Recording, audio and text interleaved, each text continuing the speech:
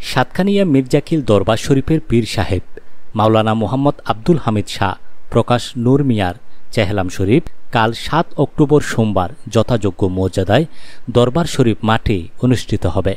উপমহাদেশের অন্যতম ইসলাম ধর্মীয় প্রতিষ্ঠান সিলসিলা আলিয়া কাদেরিয়া সিস্তিয়া আবুল উলাইয়া জাহাগিরিয়া সাতকানিয়া মির্জাকিল দরবার শরীফের পীর সাহেব চতুর্থ হজরত শাহ জাহাঙ্গীর নুরুল আরেফিন শেখ সৈয়দ মাওলানা মোহাম্মদ আব্দুল হামিদ শাহ প্রকাশ নূর মিয়া এর চেহলাম শরীফ কাল ৭ অক্টোবর সোমবার যথাযোগ্য মর্যাদায় দরবার শরীফ মাঠে অনুষ্ঠিত হবে।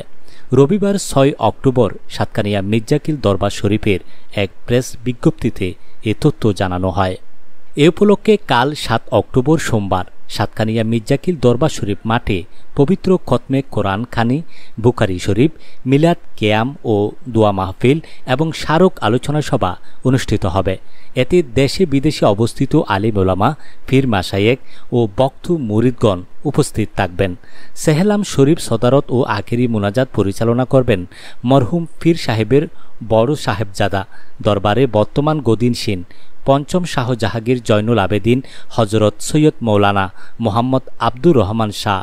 চেহলাম শরীফে সবাইকে উপস্থিত থেকে মরহুম পীর সাহেব কেবলার রুহের মাগফিরাত কামনায় সকলের নিকট দোয়া কামনা করেছেন।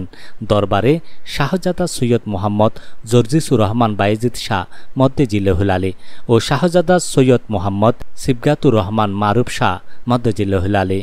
উল্লেখ্য, সাতকানিয়া মির্জাকিল দরবার শরীফের পীর সাহেব মাওলানা মোহাম্মদ আব্দুল হামিদ শাহ প্রকাশ নূর মিয়া সাহেব হুজুর কেবলা ৭৭ বছর বয়সে গত বৃহস্পতিবার ৫ সেপ্টেম্বর ভোর ৫টায় তিনি আগ্রাবাদ মা ও শিশু হাসপাতালে আইসিইউতে চিকিৎসাধীন অবস্থায় শেষ নিঃশ্বাস ত্যাগ করেন।